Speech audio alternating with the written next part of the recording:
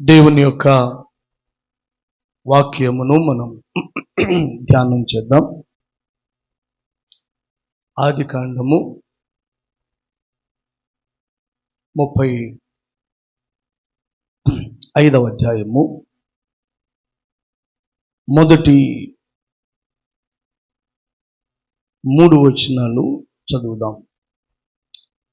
దేవుడు యాకోబుతో, నీవు లేచి బేతేలునకు వెళ్ళి అక్కడ నివసించి నీ సహోదరుడైన ఏశావు ఎదుట నుండి నీవు పారిపోయినప్పుడు నీకు కనబడిన దేవునికి అక్కడ బలిపీఠమును కట్టుమని చెప్పగా, యాకోబు తన ఇంటి వారితోనూ తన యొద్దనున్న వారందరితోనూ, మీ యొద్దనున్న అన్య దేవతలను పారవేసి మిమ్మును మీరు శుచిపరచుకొని మీ వస్త్రములను మార్చుకునుడు. మనము లేచి బేతేలునకు వెళ్ళుదము. నా శ్రమ దినమున నాకు ఉత్తరమిచ్చి నేను వెళ్ళిన మార్గమున నాకు తోడయుండిన దేవునికి అక్కడ బలిపీఠము కట్టేదమని చెప్పాను. దేవుని యొక్క వాక్యమును మనం నేర్చుకుందాం.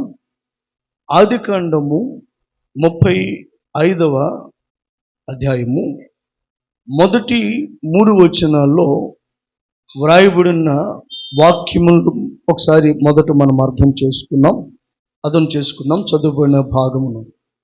ఇక్కడ అంటున్నాడు, ఒకరోజు దేవుడు యాకోబుతో మాట్లాడుతున్నాడు. ఏమిటంటే, నీవు లేచి బేతేలుకు వెళ్ళుము అంటున్నాడు. ఏమంటున్నాడు చెప్పండి? నీవు లేచి బేతేలుకు వెళ్ళుము అని చెప్పి ఆయన మాట్లాడుతున్నాడు. అని దేవుడు ఒక మాట అన్నాడు, నీవు లేచి బేతేలునకు వెళ్ళు.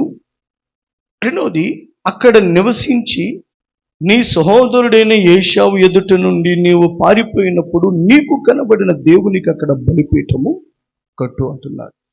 నీవు లేచి బేతేలుకు వెళ్ళు, వెళ్ళి అక్కడ నివసించి నీ సహోదరుడైన ఏశావు ఎదుట నుండి నీవు పారిపోయినప్పుడు నీకు కనబడిన దేవునికి అక్కడ బలిపీఠము కట్టు అని దేవుడు యాకోబుతో మాట్లాడుతున్నాడు. సో నువ్వు వెళ్ళవయ్యా, బేతేలుకు వెళ్ళు, అక్కడ నివసించు, అక్కడ నాకు బలిపీఠం కట్టు అని దేవుడు యాకోబుతో మాట్లాడుతున్నాడు. అప్పుడు యాకోబు తన ఇంటి వారందరినీ పిలిచి వారితో ఎలా మాట్లాడుతున్నాడు, ఏమంటున్నాడు? 2వ వచనంలో, యాకోబు తన ఇంటి వారితోనూ తన యొద్దనున్న వారందరితోనూ, మీ యొద్దనున్న అన్య దేవతలను పారవేసి మిమ్మును మీరు శుచిపరచుకొని మీ వస్త్రములను మార్చుకునుడి. ఆయన అంటున్నాడు, మీరు మీ యొద్దనున్న అన్య దేవతలను పారవేసి మిమ్మును మీరు శుచిపరుచుకుని మీ వస్త్రములను మార్చుకొనండి. మనము లేచి బేతేలునకు వెళ్ళుదము. నా శ్రమ దినమున నాకు ఉత్తరం ఇచ్చి నేను వెళ్ళిన మార్గమున నాకు తోడయుండున్న దేవునికి బలిపీఠం అక్కడ కట్టేదనని చెప్పాను. గమనించండి, దేవుడు అన్నాడు బలిపీఠం కట్టు అని మొదటి వచనములు. అంటే 2వ వచనంలో తన ఇంటి వారందరితో అంటున్నాడు, లేచి మీరు బట్టలు ఉదుక్కొనండి, శుద్ధిపరచుకొనండి, మీ దగ్గర ఉన్న అన్య దేవతలను పారవేయండి. పారవేసి గమనించండి, మీరు రండి, శుద్ధిపరచుకోనండి, మనం వెళ్ళి అక్కడ బలిపీఠం కడదామని చెప్తున్నాడు. మనం వెళ్ళి అక్కడ ఏం చేద్దాం చెప్పండి? బలిపీఠము కడదాము. సో ఇప్పుడు మనకు విషయం అర్థమైపోయింది. దేవుడు ఏమన్నాడు? నువ్వు బలిపీఠం కట్టు అన్నాడు. గమనించండి, వాక్యం మాట్లాడుతుంది 2వ వచనంలో, రండి మనం వెళ్ళి బలిపీఠం కడదామని తన ఇంటి వారితో యాకోబు మాట్లాడినట్లుగా బైబిల్ గ్రంథం మాట్లాడుతుంది. రైట్. ఈ రోజున దీని గురించి ఒక ఆధ్యాత్మిక పాఠాన్ని మనం నేర్చుకోవడానికి ప్రయత్నం చేద్దాం.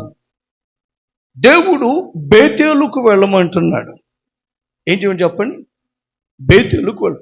ఎందుకు బేతేలుకు వెళ్ళమంటున్నాడు? బేతేలులో ఏముంది? లేదా ఎందుకు బేతేలుకు వెళ్ళాలి?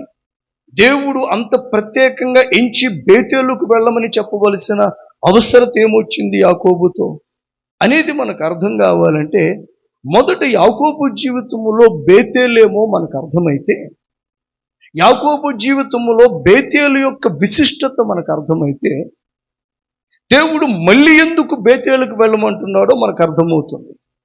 ఒక విషయం జ్ఞాపకం పెట్టుకోనండి, ఇంతకు ముందు ఒక పర్యాయము యాకోబు బేతేలులో ఉన్నాడు, ఇప్పుడు మళ్ళీ దేవుడు అక్కడికే వెళ్ళు అంటున్నాడు. ఎక్కడికి వెళ్ళు అన్నాడు? ఆ బేతేలుకు వెళ్ళు అని దేవుడు మాట్లాడుతున్నాడు. అనగా 35వ అధ్యాయము మొదటి 2-3 వచనాలు మనం చదవగా మనకు అర్థమవుతున్నదంటే, నువ్వు లేచి బేతేలుకు వెళ్ళు. ఏం చేయి? నువ్వు లేచి బేతేలుకు వెళ్ళు, అక్కడికి వెళ్ళు అని మాట్లాడుతావు. అని ఎందుకంత ప్రత్యేకత యాకోబు జీవితంలో బేతేలుకు దేవుడిస్తున్నాడు అన్నది మనకు అర్థం కావాలి. ఏంటి బేతేలు? బేతేలేమో ఇది మనం అర్థం చేసుకోవడానికి ప్రయత్నం చేద్దాం. చాలా జాగ్రత్తగానండి. మొదటిగా యాకోబు జీవితంలో బేతేలు ఏమో మనకు అర్థమైతే, ఎందుకు ఆ స్థలానికి దేవుడు వెళ్ళమంటున్నాడో మనకు అర్థమవుతుంది. ఆ మాట వింటున్నారు కదా? మొదట యాకోబు జీవితములో బేతేలు విశిష్టత మనకు అర్థమైతే, దేవుడు ఎందుకు యాకోబుతో బేతేలుకు వెళ్ళమని చెప్తున్నాడో మనకు అర్థమవుతుంది. రైట్, ఎందుకు బేతేలుకు వెళ్ళమంటున్నాడో మనకు అర్థమవుతుంది. ఇప్పుడు మొదటిగా యాకోబు జీవితములో బేతేలు యొక్క విశిష్టత ఎంతో మనం మాట్లాడదాం. మొదటి యాకోబు గురించి 2 మాటలు చెప్తాను. ఆ తర్వాత మొదటి సందర్భములో యాకోబు జీవితంలో బేతేలేమో మీతో మాట్లాడతాను.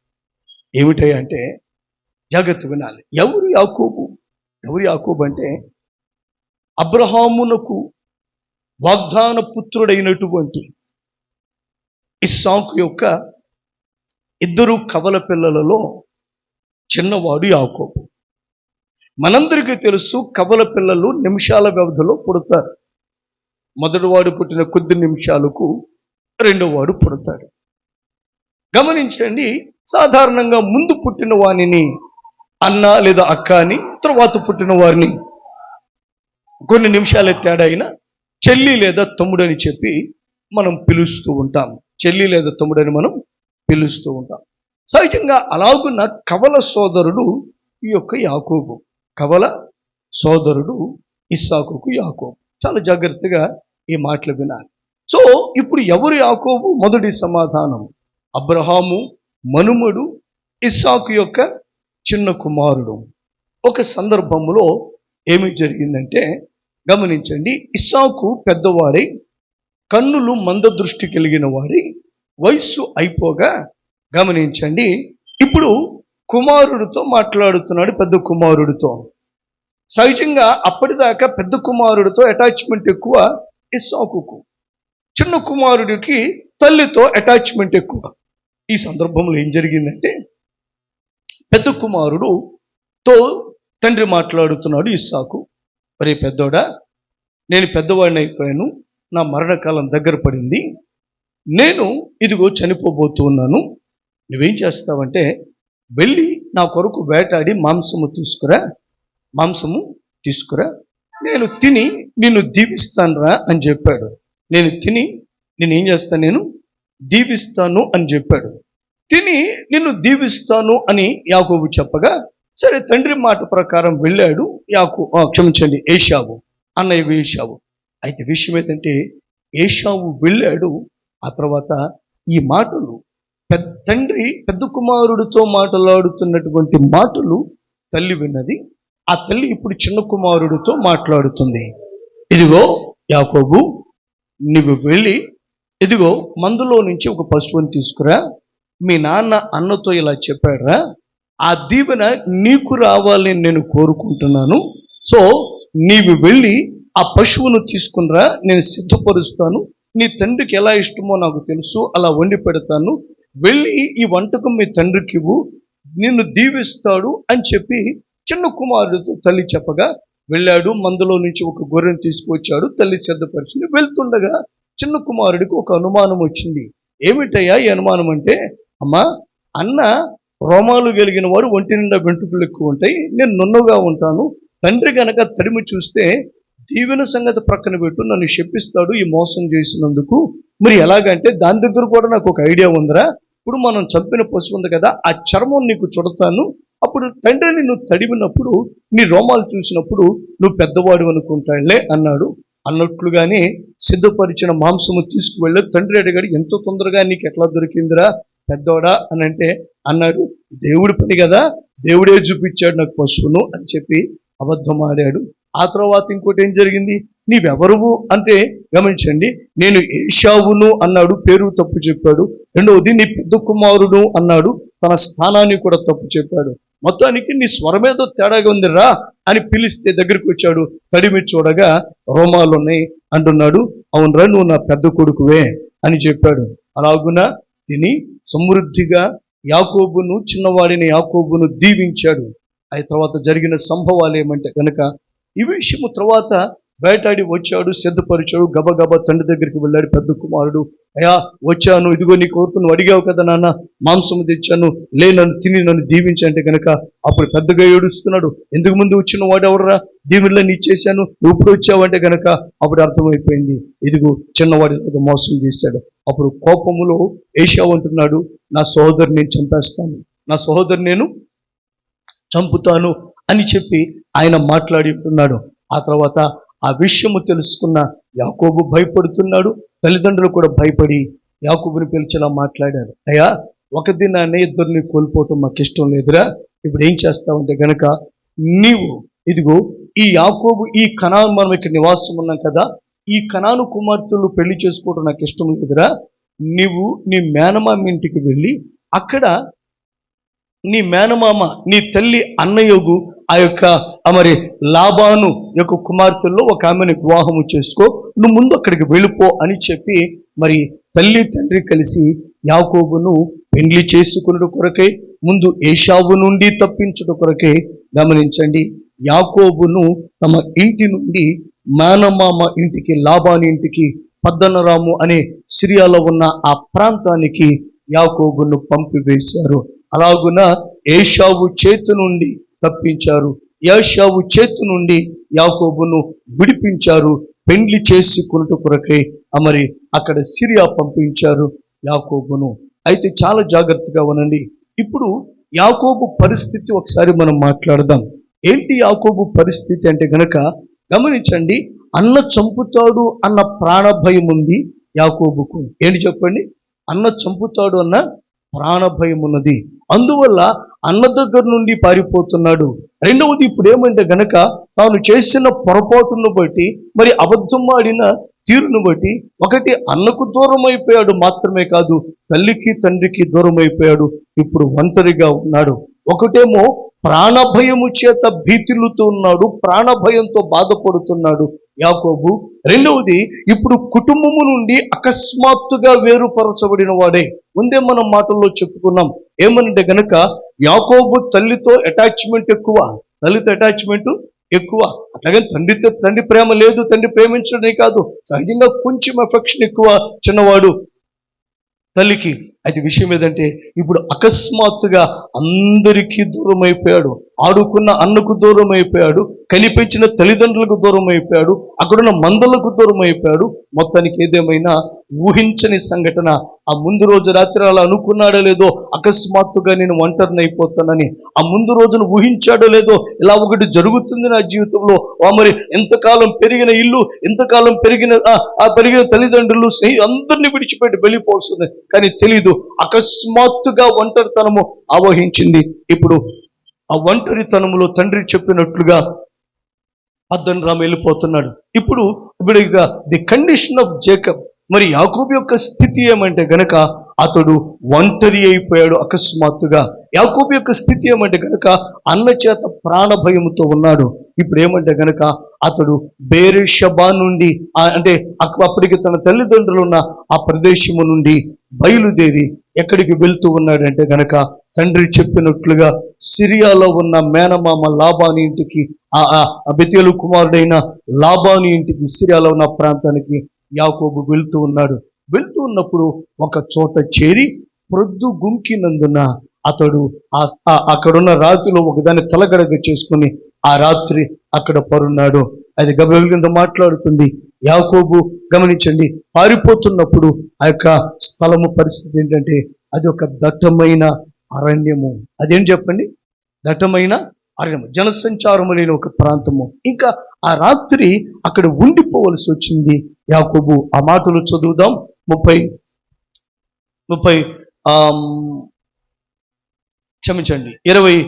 28వ అధ్యాయము 10వ వచనం చదువుదాం. 28వ అధ్యాయము 10వ వచనం. యాకోబు బెర్షెబా నుండి బయలుదేరి హారాను వైపు వెళ్ళుచు ఒక చోట చేరి ప్రొద్దు గుంకినందున అక్కడ ఆ రాత్రి నిలిచిపోయి ఆ చోటి రాళ్లలో ఒకటి తీసుకొని తనకు తలగడగా చేసుకుని అక్కడ పండుకొనెను. జాగ్రత్తగా ఆలకించండి. ఇప్పుడు యాకోబు ఇంటి నుండి ఒంటరితనముతోనూ ప్రాణభయముతోనూ బయలుదేరి వెళ్ళిపోతున్నాడు. ఇప్పుడు ఇంకొక మాట ఏమంటే గనక అతడు ఒక చోట చేరి ఆ రాత్రి అయిపోయింది గనక ఇక ముందుకు వెళ్ళలేని పరిస్థితులలో యాకోబు అక్కడ నిలిచిపోయి ప్రొద్దు గుంకినందున రాత్రి నిలిచిపోయి ఆ చోటు రాళ్లలో ఒక దానిని తలగడగా చేసుకుని అక్కడ పండుకొనెను. అక్కడ ఏం చేశాడు చెప్పండి? పండుకున్నాడు. యాకోబు తాను పారిపోతూ అక్కడ పండుకున్నాడు అనే వాక్యం వినబడుతుంది. దేవుని బిడ్డలారా, యాకోబు పారిపోతూ అక్కడ పండుకున్నాడు. ఎక్కడ పండుకున్నాడు? ఆ స్థలములో పండుకున్నాడు. అయితే విశేషం ఏదంటే ఆ ప్రాంతము పేరు లూజు అని చెప్పి ఇక్కడ మరి 18వ వచనము చివరిలో క్షమించండి 19వ వచనంలో వ్రాయబడింది. మరియు అతడు ఆ స్థలమునకు బేతేలు అను పేరు పెట్టెను. అయితే మొదట ఆ ఊరి పేరు లూజు. ఏమి ప్రాంతమయ్యా వారు వచ్చింది అంటే బైబిల్ మాట్లాడుతుంది. గమనించండి. ఇదిగో ఆ ప్రాంతము పేరంట లూజు అంట. చెప్పండి, ఏ ప్రాంతం అంట అది? గట్టిగా చెప్పండి. ఆ ప్రాంతము పేరు లూజు. దేవుని ప్రియ సంఘమా, లూజు లోనికి గమనించండి వచ్చి ప్రొద్దు గుంకినందున అక్కడ నిలిచిపోయి ఆ చోటి రాళ్లలో ఒక దానిని తలగడగా చేసుకుని అక్కడ పండుకొనెను. దేవుని ప్రియ సంఘమా, లూజుకు వచ్చాడు. ముందుకు వెళ్ళలేని పరిస్థితుల్లో ఆ రాత్రి అక్కడ నిలిచిపోయాడు యాకోబు అని చెప్పి వాక్యం. ఇది ఎప్పుడు జరుగుతున్న సంఘటన? ఎప్పుడు జరుగుతున్న సంఘటన అంటే గనుక తాను అన్నను తండ్రిని మోసము చేసి పారిపోతున్నప్పుడు జరిగిన సంఘటన. అన్నను మోసం చేసి పారిపోతున్నటువంటి అప్పుడు జరిగిన సంఘటన.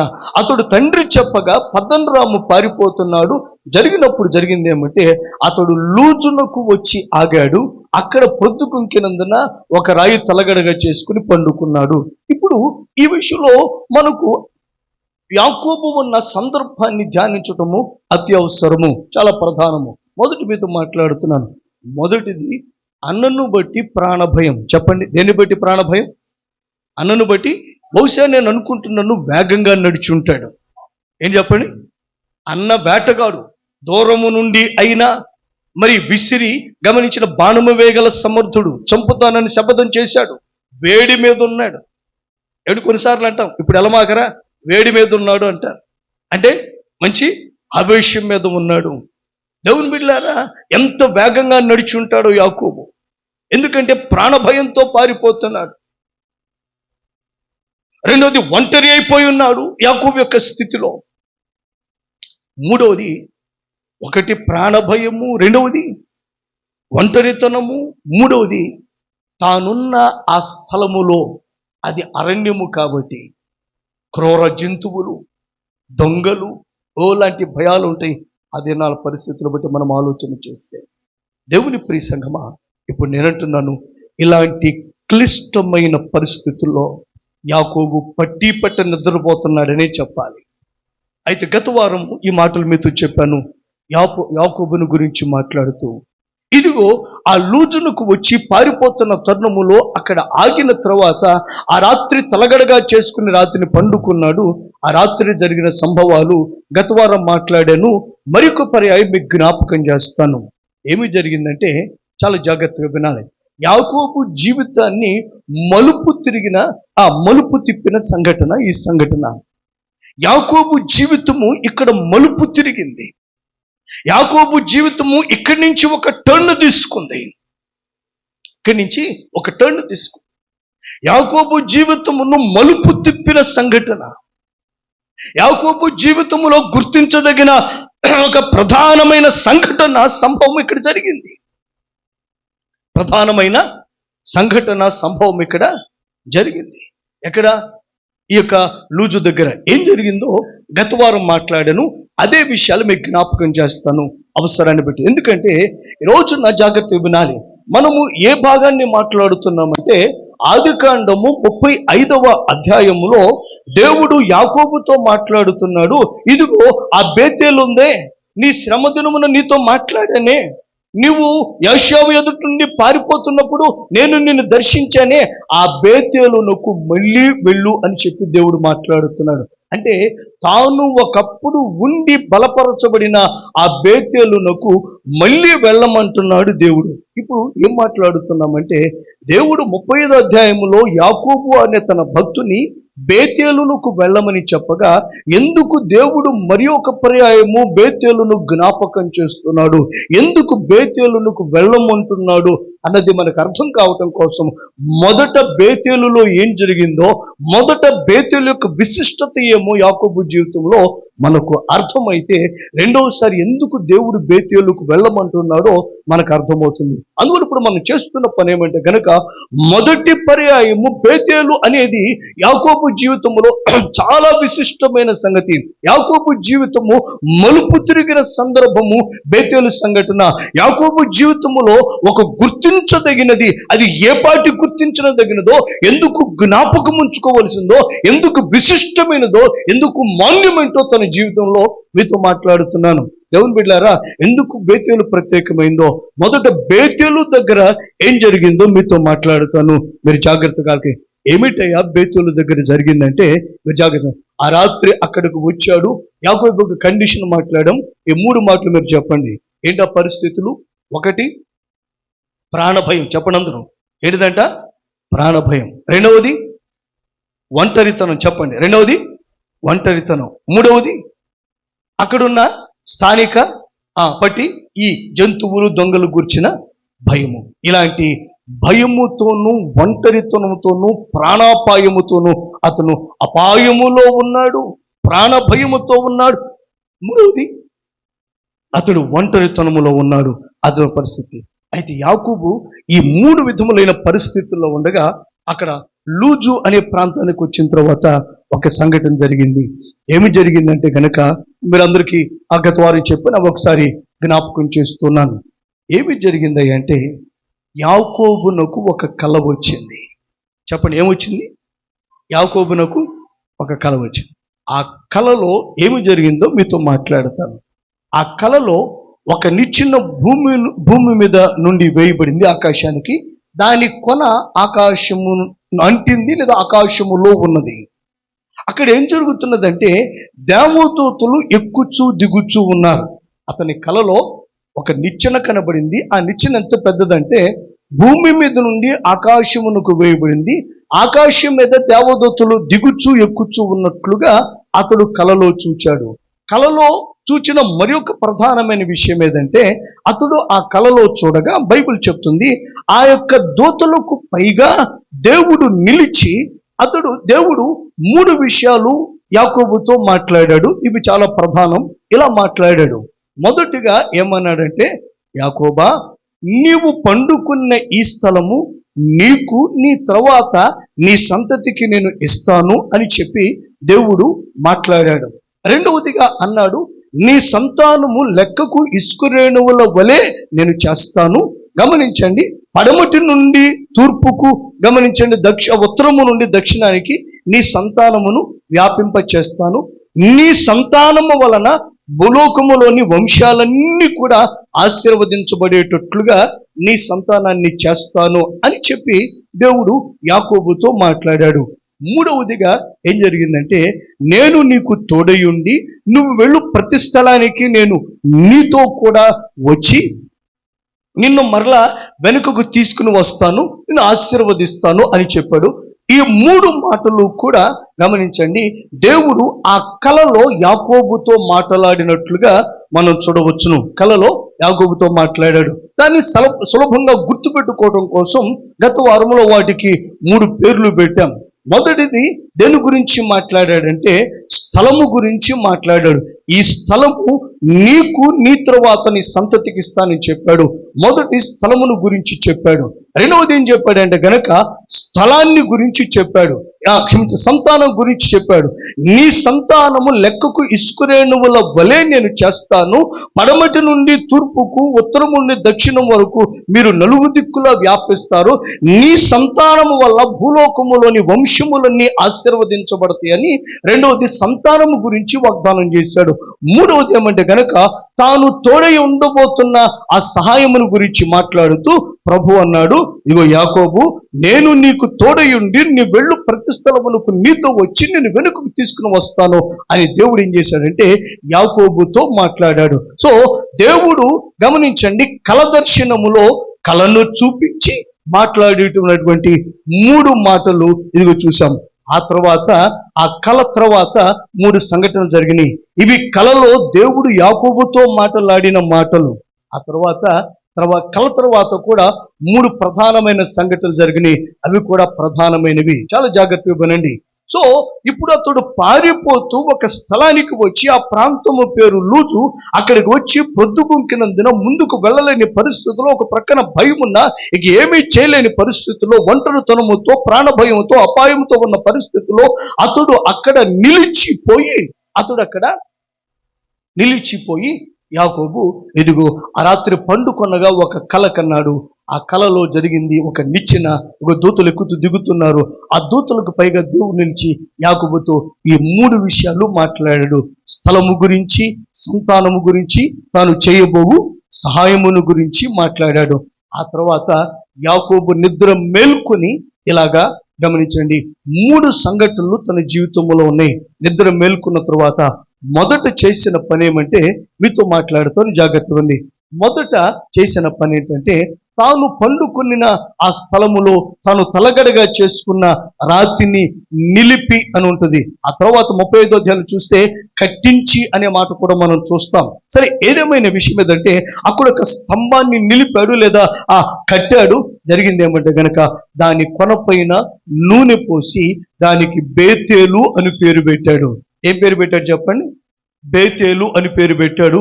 ఇదిగో జరిగిన అంటే కల నుండి లేచిన తర్వాత యాకోబు జీవితంలో జరిగిన సంఘటనలో ఈ 3 సంఘటనలు మనం చూస్తాం.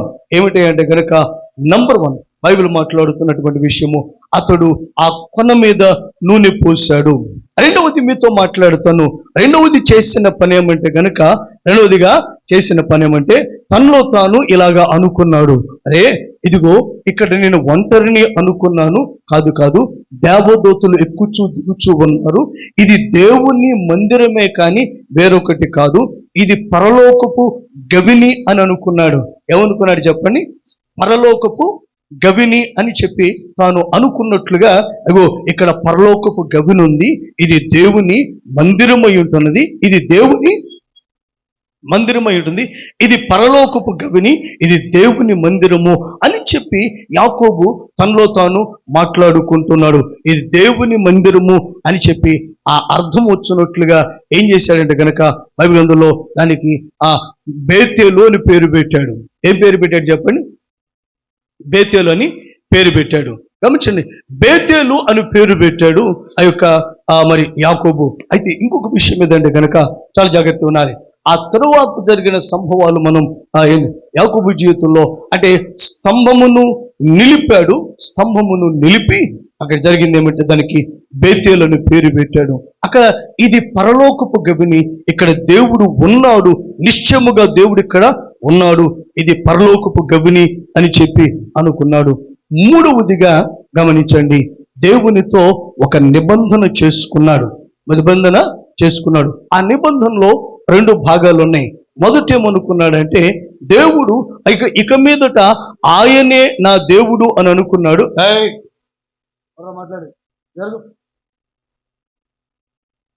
ఇక మీదట నీవే నా దేవుడువు అని చెప్పి యాకోబు దేవునితో మాట్లాడాడు.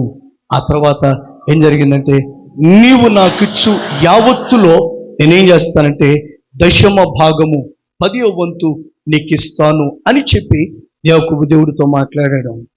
ఒకసారి మీరు విషయాలు ఆ సీక్వెన్స్ ఒకసారి మీకు జ్ఞాపకం ఉండడానికి మీ చేత చెప్పిస్తాను.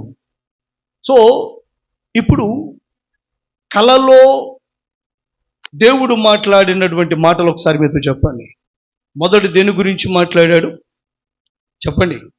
స్థలము. ఈ స్థలాన్ని నీకు ఇస్తాను, నీ తర్వాత నీ సంతతికి ఇస్తాను అన్నాడు. రెండో దేని గురించి మాట్లాడాడు? సంతానం గురించి మాట్లాడాడు. నీ సంతానాన్ని ఆశీర్వదిస్తాను, లెక్కకు ఇసుక రేణువుల వలె చేస్తాను, నీ సంతానము పడమటికి తూర్పుకు ఉత్తరానికి దక్షిణానికి వ్యాపిస్తారు, నీ సంతానము వలన భూలోకములోని వంశములన్నీ ఆశీర్వదించబడుతాయని చెప్పాడు దేవుడు. రెండో సంతానం. మూడో దేని గురించి చెప్పాడు? తను తోడయుండబోతున్న దాని గురించి మాట్లాడుతూ ఏమన్నాడు? నేను నీకు తోడయుండి నీతో ప్రతి స్థలానికి వచ్చి నేను వెనక్కి తీసుకొస్తాను, నీకు తోడయుంటాను, నేను విడిచిపెట్టను అని చెప్పి దేవుడు చెప్పాడు. ఇవి దేవుడు కలలో యాకోబుతో మాట్లాడిన మాటలు. సో ఇప్పుడు ఆ కల ముగియగా ఉదయమున లేచి యాకోబు చేసిన పనులు 3 ఉంటున్నాయి. అది కూడా మాట్లాడదాం. మొదట చేసిన పని ఏంటిది? సో మొదట ఇలా మాట్లాడదాం సీక్వెన్స్. మొదట తాను ఇలా ఆలోచించుకున్నాడు. ఈ స్థలమున దేవుడు నన్ను దర్శించాడు, ఇక్కడ దేవుడు ఉన్నాడు, దేవదూతలు పైకి ఎక్కుచూ దిగుచున్నారంటే పరలోకపు గుమ్మం ఎక్కడ ఉంది కనుక ఇది దేవుని మందిరము అనుకొని ఆ స్థలానికి బేతేలు అని పేరు పెట్టాడు. ఏం చేశాడు చెప్పండి? మళ్ళీ చెప్తున్నాను. లేచిన తర్వాత ఇలా అనుకున్నాడు. ఏమనుకున్నాడంటే, ఇక్కడ దేవుడు ఉన్నాడు. చెప్పండి, ఇక్కడ దేవుడు ఉన్నాడు. ఇది పరలోకపు గుమ్మము, ఇది పరలోకపు గుమ్మము మాత్రమే కాదు, ఇది దేవుని మందిరమే కానీ వేరొకటి కాదు అని అనుకున్నాడు. ఇది మొదటిది. రెండవది, అలా అనుకుని దానికి గుర్తుగా తనతో మాట్లాడిన దానికి, దేవుడు అక్కడ ఉన్నాడు అన్నదానికి, దేవుడు నాతో మాట్లాడి నన్ను సంధించాడు అన్నదానికి గమనించండి, గుర్తుగా అక్కడ ఒక స్తంభమును కట్టించాడు లేదా నిలిపాడు. నిలిపి దాని మీద నూనె పోసాడు అని వ్రాయబడింది. దాని మీద ఏం పోసాడు చెప్పండి? నూనె పోసాడు. ఇది రెండవది. మూడవది ఏమంటే కనుక ఒక నిబంధన చేశాడు. నిబంధనలో ఎన్ని భాగాల్లో నేను చెప్పాను? 2 భాగాలు. ఒకటేమో నీవు నా దేవుడవు, నీవు నా దేవుడు. రెండవది, నీవు నాకిచ్చు యావత్తులో సమస్తము నేను నీకు ఇస్తాను, సమస్తము నేను నీకు ఇస్తాను. దేవుని బిడ్డలారా, ఇలాగున దేవుడు ఆ నిబంధన చేశాడు. ఇప్పుడు చెప్పండి, యాకోబు చేసిన 3 పనులు చెప్పండి. మొదట తనలో తాను ఒక నిర్ణయానికి వచ్చాడు. తనలో తాను ఒక నిర్ణయానికి వచ్చాడు. రెండవది, స్తంభము నిలబెట్టి నూనె పోశాడు. మూడవది, దేవునితో ఒక నిబంధన చేశాడు. ఒకసారి చదువుదామా? సులువుగా ఉంటుంది. రైట్. 28వ అధ్యాయం ఆదికాండము. బైబిల్ చూడండి, మీకు ఇంకా సులభంగా మీ మనసులోకి హత్తుకుంటుంది. 28వ అధ్యాయము 18వ వచనం. 17 నుంచి చదువుకున్నాం. సరే, 16 నుంచి చదవాల్సిందే. యాకోబు నిద్ర తెలిసి నిశ్చయముగా యెహోవా ఈ స్థలమందున్నాడు, అది నాకు తెలియకపోయిననుకుని భయపడి, ఈ స్థలము ఎంతో భయంకరము, ఇది దేవుని మందిరమే కాదు, వేరొకటి కాదు, పరలోకపు గవిని ఇదే. సో మొదట ఏమనుకున్నాడు? హి థాట్ ఇన్ హిమ్, అంటే ఆయన తనలో తాను ఇలా అనుకున్నాడు. ఏమని అనుకున్నాడు? తనలో తాను అనుకున్నది ఏంటంటే, ఇదిగో ఇక్కడ దేవుడు ఉన్నాడు. ఏమనుకున్నాడు చెప్పండి? 16వ వచనం, యెహోవా ఈ స్థలమందున్నాడు. 17వ వచనం అంటాడు, ఇది దేవుని మందిరము. 17వ వచనం అంటాడు, పరలోకపు గవిని ఇది. ఏమన్నాడు చెప్పండి? 3 మాటలు. ఇక్కడ దేవుడు ఉన్నాడు. రెండవది, ఇది దేవుని మందిరము. మూడవది చెప్పండి, పరలోకపు గవిని ఇదే, పరలోకపు గవిని ఇదే అని చెప్పి దేవుడు తనలో తాను అనుకున్నాడు. రెండవది ఏం చేశాడు చూడండి. 18వ వచనం, తెల్లవారినప్పుడు యాకోబు లేచి తాను తనగడగా చేసుకున్న రాయిని తీసి స్తంభముగా నిలిపి దాని కొన మీద నూనె పోసాడు. మరియు అతడు ఆ స్థలమునకు బేతేలు అను పేరు పెట్టెను. అయితే మొదట ఊరి పేరు లోజు. ఇప్పుడు 18, 19 వచనాలు సారాంశం ఏంటంటే, ఒక స్తంభమును నిలిపి దాని కొన మీద నూనె పోసి ఇది బేతేలు అని అన్నాడు. తర్వాత ఏం చేశాడు? బేతేలు అనుకుని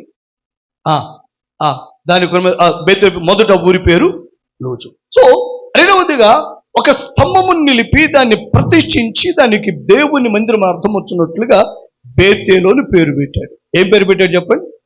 బేతేలు అని పేరు పెట్టాడు. రైట్. మూడవది ఏం చేశాడో చూద్దాం. మూడవదిగా చేసిన పని ఏంటంటే, జాగ్రత్త వినండి. మూడవదిగా చేసిన పని 20 వచనం. అప్పుడు యాకోబు, నేను తిరిగి నా తండ్రి ఇంటికి క్షేమంగా వచ్చినట్లు దేవుడు నాకు తోడుయుండి నేను వెళ్ళుచున్న మార్గములో నన్ను కాపాడి తిండుకు ఆహారము ధరించుటకు వస్త్రము నాకు దయచేసిన యెహోవా నాకు దేవుడయ్యుండును. 22వ వచనంలో చివరి మాట, మరియు నీవు నాకిచ్చు యావత్తులో ఏం చేస్తాను? 10వ వంతు నిశ్చయముగా నీకు చెల్లించదనని మొక్కుకొనెను. దేవుని ప్రియ సంఘమా, ఇక్కడ మాట్లాడుతున్నటువంటి శ్రేష్టమైన మాట. ఈ 3 విషయాలు గుర్తున్నాయి కదా? ఏమని? కలలో దేవుడు మాట్లాడాడు. నిద్ర తెలిసిన తరువాత, మేల్కొన్న తరువాత యాకోబు చేసిన 3 పనులు. మొదట తనలో తాను ఒక నిర్ణయానికి వచ్చాడు. ఇది దేవుని మందిరము, దేవుడు మాట్లాడు స్థలము, ఇది పరలోకపు గవిని, యెహోవా ఈ స్థలములో ఉన్నాడు. రెండవదిగా స్తంభము నిలిపి దానికి నూనె పోసి ప్రతిష్ఠించి బేతేలని పేరు పెట్టాడు. మూడవది ఏం చేశాడు? ఒక నిబంధన చేశాడు. నీవు నా దేవుడవు, నెక్స్ట్ నా యావత్తులో నీకేం చేస్తాను? 10వ వంతు ఇస్తాను. ఇది యాకోబు చేసిన 3 పనులు. ఏం చెప్పండి? యాకోబు చేసిన 3 పనులు. సో ఇప్పుడు మనకు బేతేలు దగ్గర ఏం జరిగిందో అర్థమైపోయింది. మొదట లూజు వాస్తవానికి ఆ ప్రాంతం పేరు. దేవుడు మాటలాడగా, తాను ధైర్యపరచబడగా, తాను ఆదరించబడగా, తన దేవుని మాట తనకు అర్థము కాగా, దేవుని ప్రత్యక్షత తాను కనుగొనగా, దానికి దేవుడు ఉన్నాడు అని అర్థం వచ్చినట్లుగా, దేవుని మందిరం అని అర్థం వచ్చినట్లుగా బేతేలు అని పేరు పెట్టాడు యాకోబు. ఇప్పుడు చెప్తాం, బేతేలు దగ్గర ఏం జరిగింది అంటే, ఒక కల కన్నాడు. ఆ కలలో దేవుడు అతనికి వాగ్దానం చేశాడు. దేవుడు అతనికి ప్రత్యక్షమై అతనికి వాగ్దానం చేశాడు. ఆ కలలో దేవుడు అతనికి ప్రత్యక్షమై అతనికి వాగ్దానం చేశాడు. అతను ధైర్యపరిచాడు, అతన్ని బలపరిచాడు. సో ఇప్పుడు యాకోబు జీవితంలో బేతేలు సంఘటన చాలా ప్రధానం. బేతేలు దగ్గర జరిగిన సంఘటన చాలా ప్రధానమైంది. బేతేలు కూడా చాలా ప్రధానమైంది. ఇప్పుడు బేతేలు జరిగిన సంఘటనలో యాకోబు బలపరచబడ్డాడు. దేవుడు తను ప్రత్యక్షమయ్యాడు. దేవుడు తనకు వాగ్దానం చేశాడు. యాకోబు కూడా దేవునితో నీతో ఉంటానయ్యా, నీవే నా దేవుడు ఒక నిబంధన చేసుకున్నాడు. ఈ విధంగా దేవునికి యాకోబుకు మధ్య ఒక అనుబంధం ఏర్పడిన స్థలము, యాకోబు ధైర్యపరచబడిన స్థలము, యాకోబు ఆదరించబడిన స్థలము. అందుకే మొదట ఆ మాటలు మీతో ఎత్తి మాట్లాడాను. ఏమని? ఎందుకు, ఏం జరిగింది బేతేలు దగ్గర అంటే, బేతేలు దగ్గర ఉన్నప్పుడు యాకోబు కండిషన్ ఏంటంటే, అతడు ఒంటరిగా ఉన్నాడు, అన్న వలన ప్రాణ భయంతో ఉన్నాడు, తాను నిలిచిన ప్రాంతంలో గమనించండి ఆ పరిస్థితులు బట్టి భయముతో ఉన్నాడు. ఈ 3 సంఘటనలో అతడు ఉంటుండగా దేవుడు అతన్ని దర్శించి అతనికి ప్రత్యక్షమై అతనితో మాట్లాడి దేవుడు అతన్ని బలపరిచి ఈ రీతిగా చేశాడు. ఎవరిని చెప్పండి? ఎవరిని? యాకోబుని. దేవుడు అలాగా చేశాడు. దేవుడు యాకోబుని అలాగా చేశాడు. దేవుని బిడ్డలారా, దేవుడు యాకోబుని అలాగున చేశాడు. ఇప్పుడు ఇది ఎప్పుడు జరిగిన సంఘటన అంటే, యాకోబు పారిపోతున్నప్పుడు జరిగిన సంఘటన. ఎప్పుడు సంఘటన? ఇప్పుడు చెప్తాను, క్లుప్తంగా జాగ్రత్తగా. యాకోబు పారిపోయాడు. మామయ్య గారింటి దగ్గర 20 సంవత్సరాలు ఉన్నాడు. 20 సంవత్సరాల్లో జరిగిన ప్రధానమైన సంఘటనలు ఏంటంటే, ఇద్దరిని పెండ్లి చేసుకున్నాడు, 12 మంది బిడ్డలను కన్నాడు. 12 మంది బిడ్డలను కన్నాడు. ఆస్తిని సంపాదించాడు. ఎంత ఆస్తి అంటే, మామ బావమరుదులు కూడా అసూయపడేటువంటి ఆస్తులు సంపాదించాడు. ఇక ఒక రోజున దేవుడు చెప్పాడు, 20 సంవత్సరాలు అయిన తర్వాత, 2 పెళ్లి చేసుకున్న తర్వాత, 12 మంది బిడ్డలు కలిగిన తర్వాత, ఆస్తి సంపాదించిన తర్వాత, వారు కూడా సక్రమంగా యాకోబుతో ప్రవర్తించకపోవడం అనే సంఘటనలు జరుగుతున్న తర్వాత, దేవుడు ఒక రోజున యాకోబుతో అన్నాడు, యాకోబు నువ్వు లేచి నీ తండ్రి ఇంటికి వెళ్ళిపో అన్నాడు. ఏమన్నాడు చెప్పండి? నీ తండ్రి ఇంటికి వెళ్ళిపో అన్నాడు. ఒకసారి ఈ మాటలు చూద్దాం. 31వ అధ్యాయము, ఆదికాండము 31వ అధ్యాయము 3వ వచనం. 31:3. అప్పుడు యెహోవా, నీ పితరుల దేశములో నీ బంధువుల యొద్దకు తిరిగి వెళ్ళుము, నేను నీకు తోడై ఉండదనని యాకోబుతో చెప్పగా. ఇప్పుడు 20 సంవత్సరాల తర్వాత ఏం జరిగింది అంటే, దేవుడు యాకోబుతో మాట్లాడాడు. చెప్పండి, 20 సంవత్సరాలు జరిగింది ఏంటిది? దేవుడు యాకోబుతో మాట్లాడాడు. దేవుడు యాకోబుతో మాట్లాడాడు. 20 సంవత్సరాల తర్వాత జరిగింది ఏంటంటే, దేవుడు యాకోబుతో మాట్లాడాడు. నీవు నీ దేశానికి వెళ్ళిపో అన్నాడు. నీవు నీ దేశానికి వెళ్ళి. యాకోబు వచ్చేసాడు. వచ్చిన తర్వాత కొన్ని సంభవాలు జరిగిన చివరిలో మాట్లాడతాం. ఇప్పుడు వచ్చిన తర్వాత యాకోబుతో దేవుడు ఒక రోజు మాట్లాడుతున్నాడు. ఇప్పుడు మళ్ళా రండి 35వ అధ్యాయానికి. మొదటి 3 వచనాలు. 35వ అధ్యాయం మొదటి 3 వచనాలు చదవండి ఎవరైనా దగ్గరగా.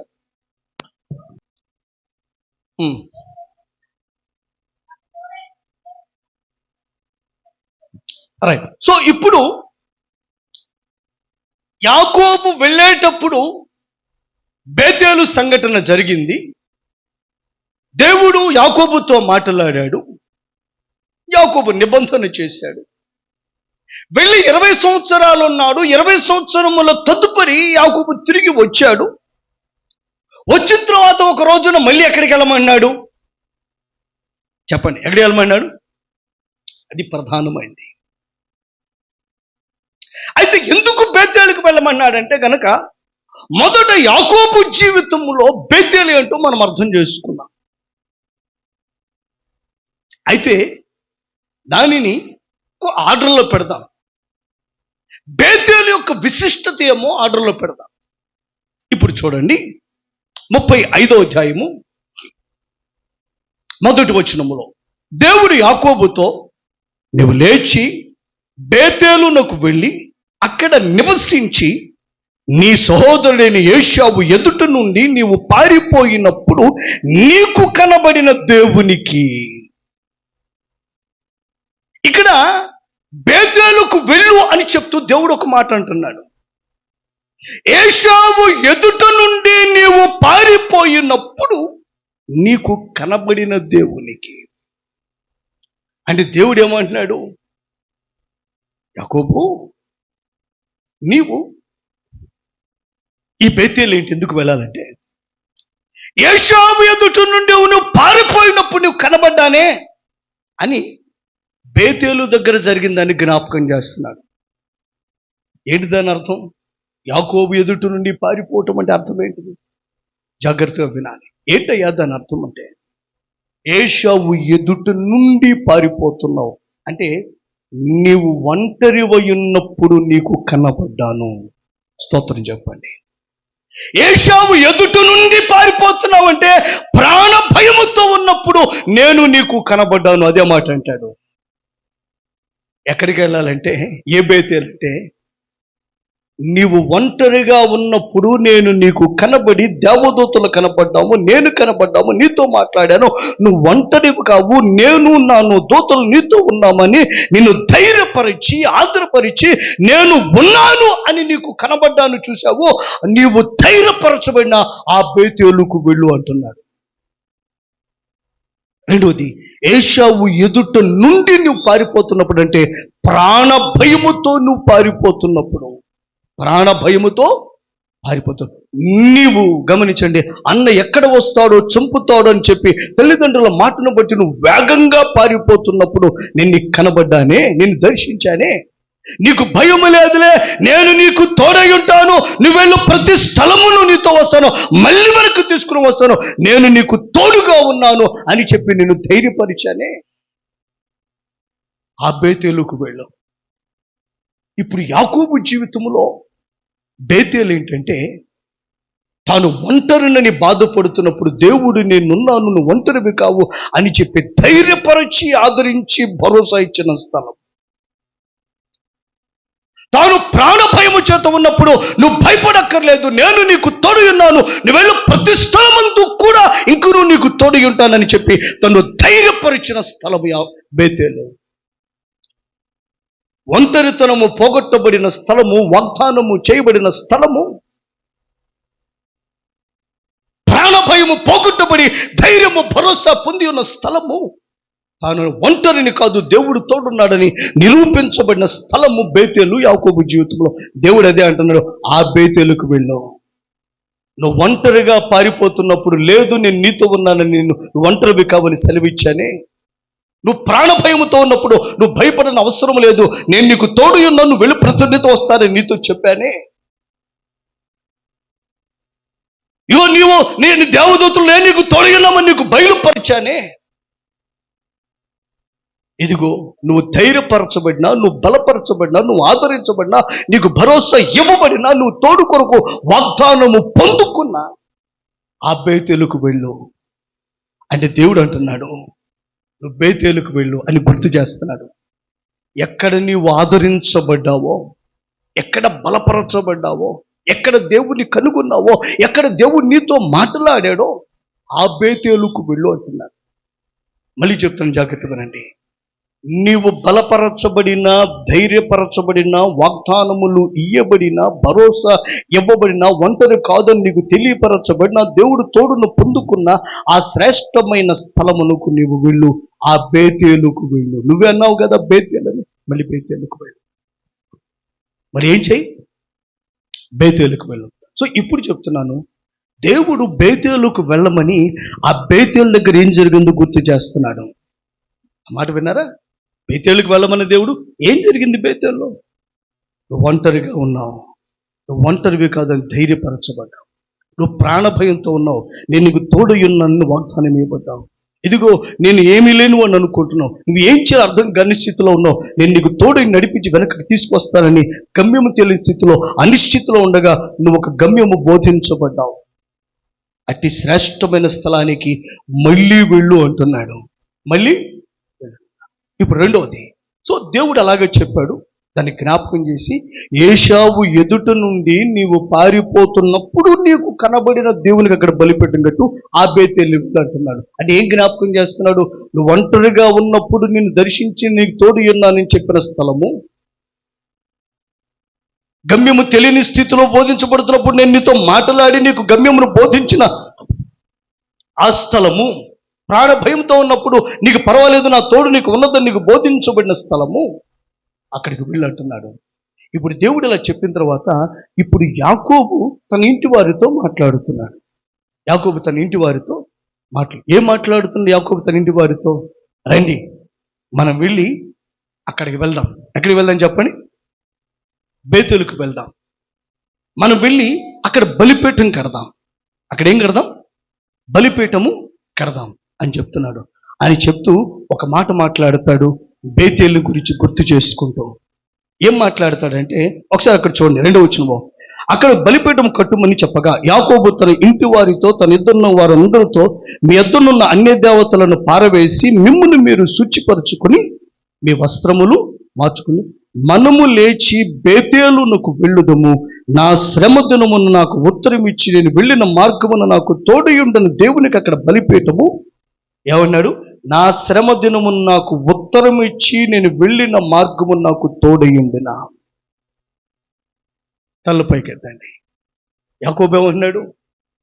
ఆ బేతేలును జ్ఞాపకం చేస్తూ దేవుడు అన్నాడు, ఒంటరిగా ఉన్నప్పుడు ఏశావు ఎదుటిని పారిపోతున్నప్పుడు నేను నీకు కనబడి ధైర్యపరిచాను కదా, ఆ బేతేలుకు వెళ్ళమని దేవుడు అంటే యాకోబు అంటున్నాడు, నా శ్రమ దినమును నాకు తోడయున్న దేవునికి అక్కడ బలిపీఠం కడతాను.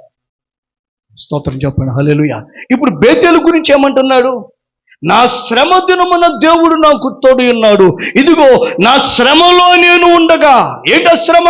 ఇందాక చెప్పుకున్నట్లుగా ప్రాణభయము, గమ్యము తెలియని స్థితి, అపాయములో ఉన్న పరిస్థితి, గమనించి ఒంటరితనము, ఈ పరిస్థితులన్నిట్లో ఉంటుండగా నా శ్రమ దినమున నాకు తోడయున్న నా దేవునికి.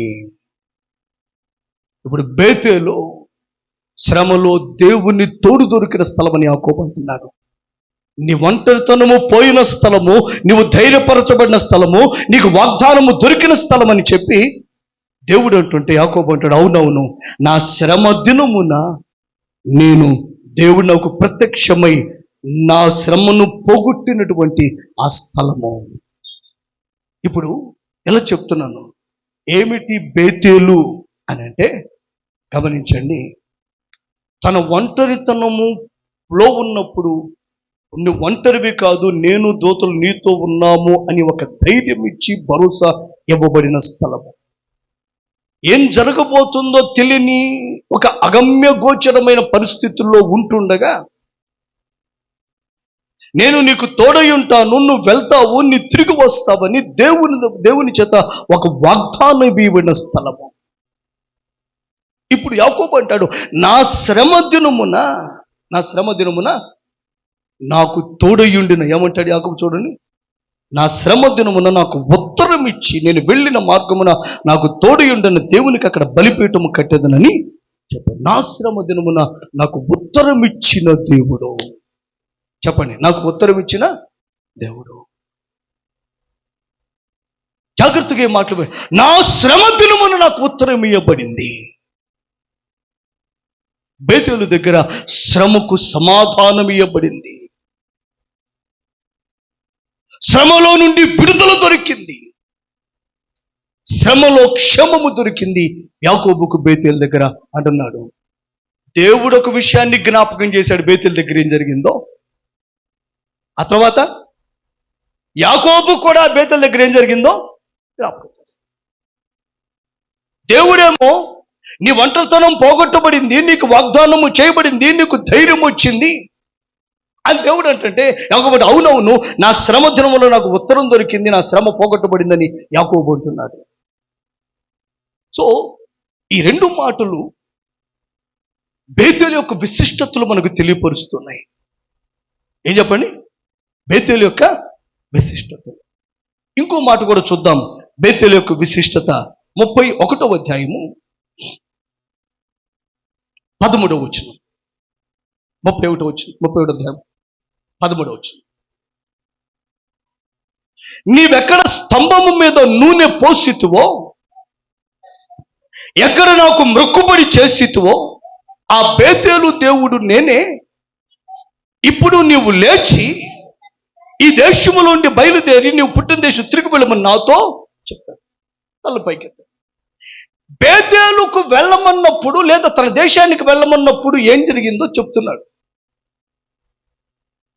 తన భార్యలతో మాట్లాడుతున్నటువంటి మాటలు, అమ్మా లేచి నా దేశానికి వెళ్ళమన్నాడు దేవుడు.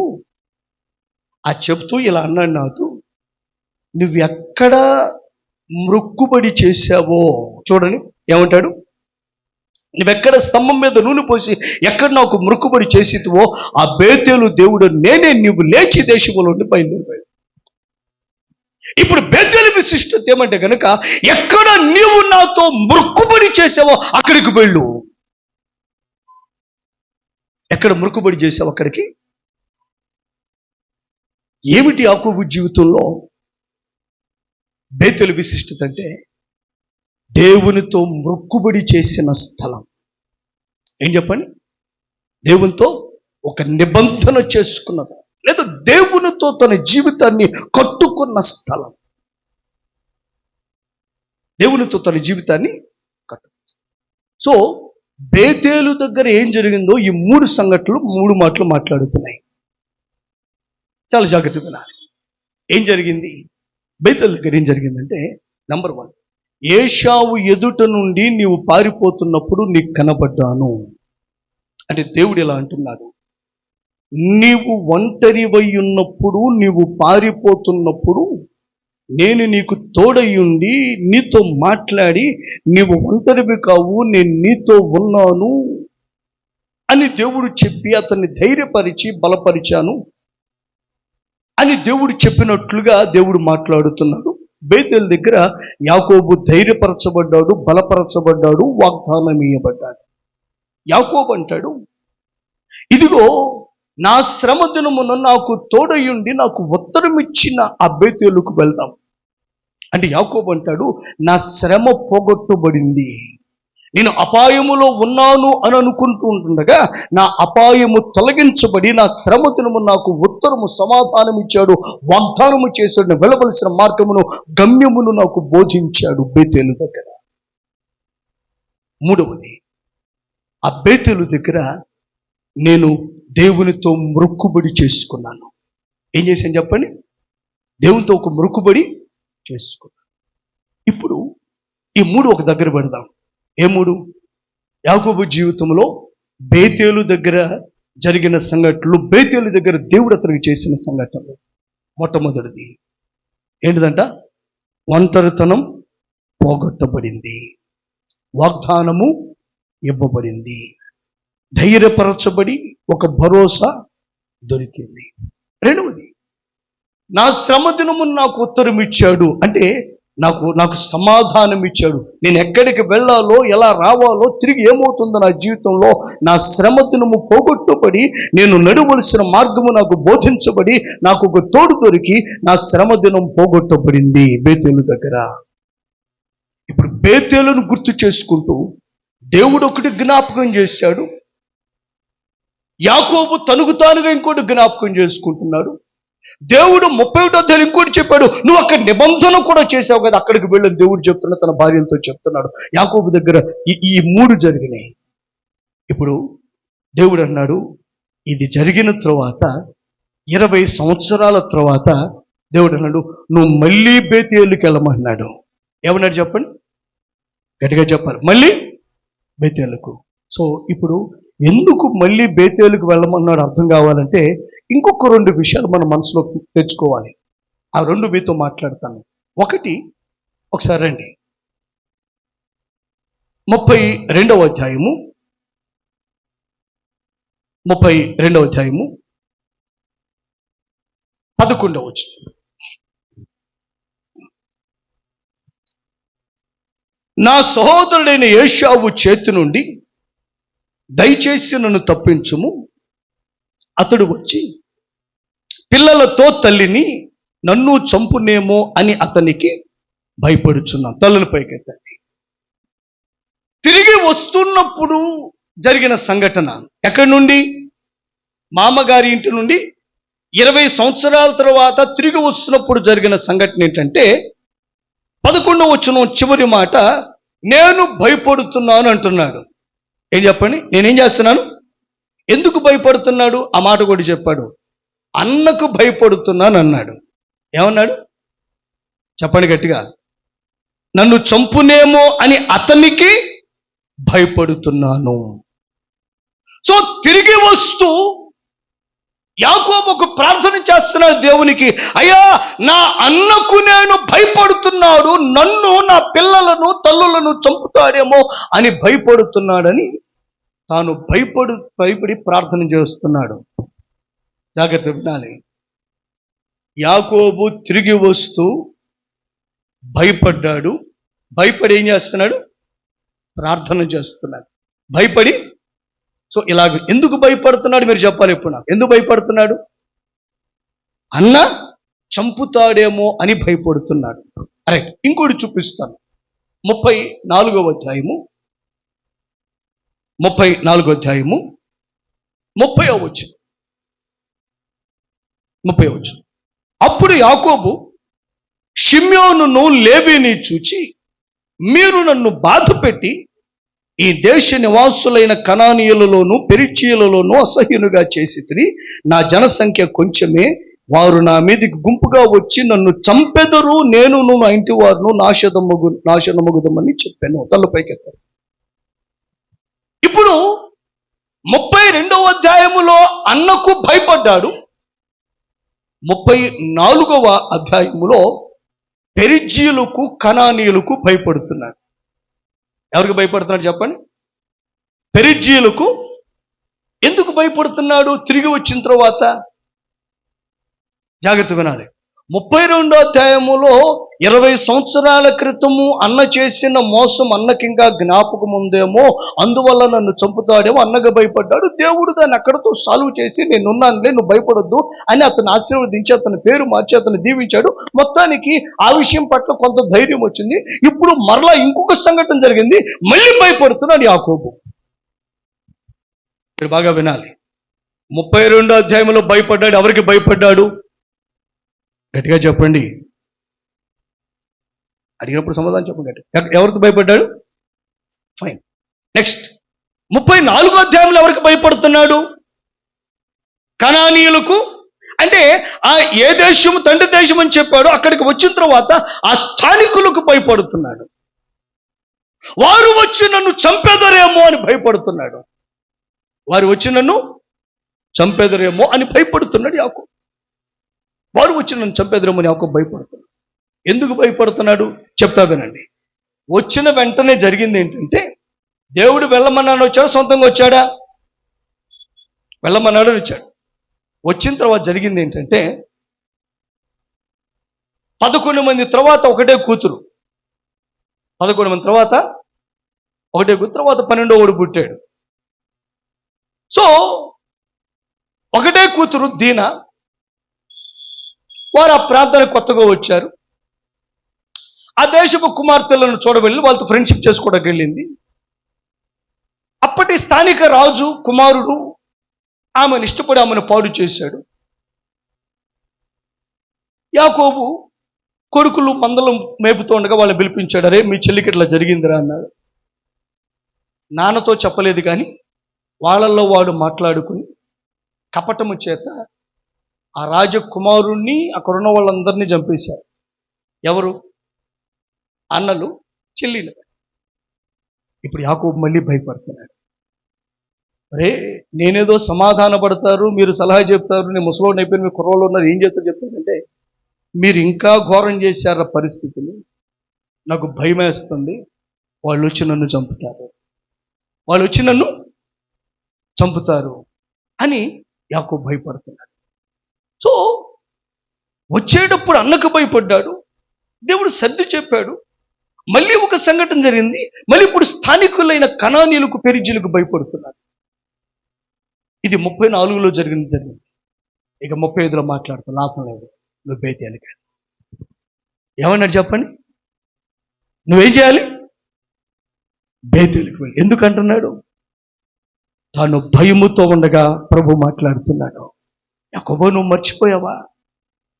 నీ జీవితంలో నువ్వు ఒంటరిగా ఉన్నాను అని అనుకుంటున్నప్పుడు, ఎక్కడికి వెళ్ళాలో ఏం చేయాలో అసలు గమ్యమే తెలియని అనిశ్చితిలో నీవు ఉన్నప్పుడు, ప్రాణ భయము చేత ఉన్నప్పుడు నిన్ను ధైర్యపరిచి నీ ఒంటరితనమును పోగొట్టి నీతో మాట్లాడి నిన్ను ఆదరించి నీకు భరోసా ఇచ్చి నిన్ను నడిపించలేదా? మళ్ళీ ఆ బేతేలుకి గుర్తు తెచ్చుకో. ఇవన్నీ ఎలా తోడయ్యా.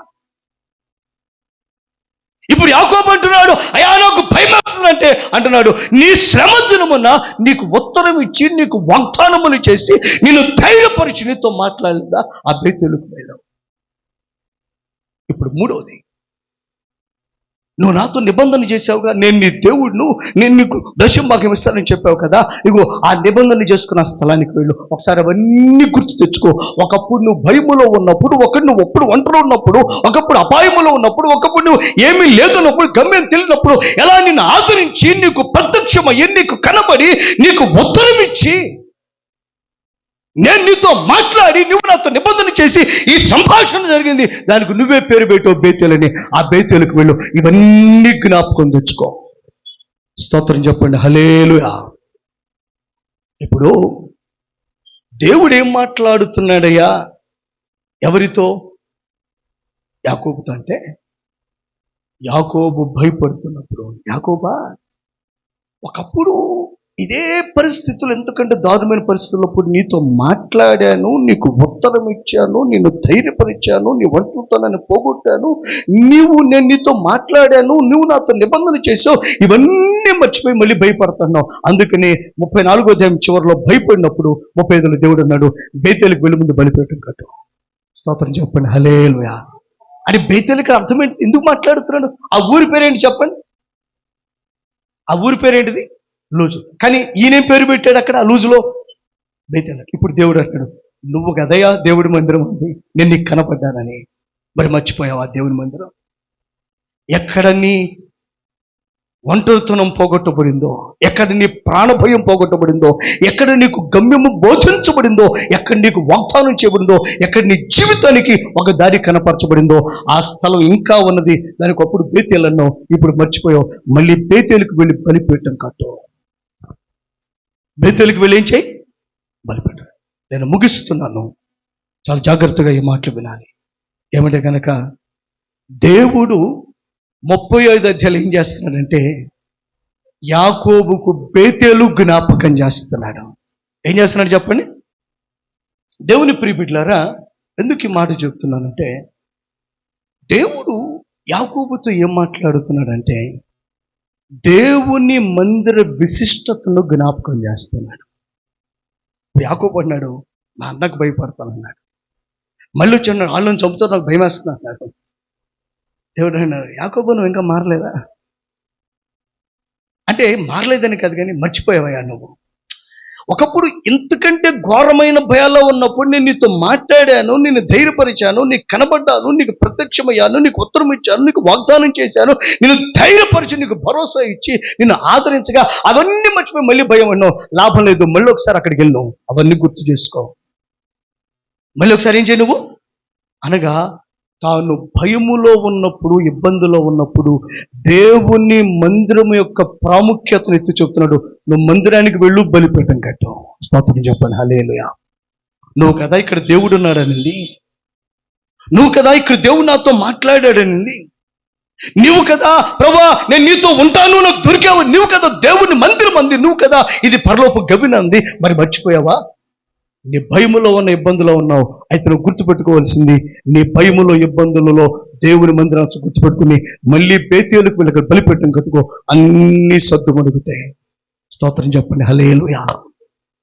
తాను జాగ్రత్తగా మాటలు వినాలి. దేవుడు యాకోబు భయములో ఉన్నప్పుడు దేవుని మందిర విశిష్టతను జ్ఞాపకం చేస్తున్నాడు. యాకోబు ఆయన గుర్తు చేసుకో. ఒకప్పుడు ఆదరించబడ్డావు కదా,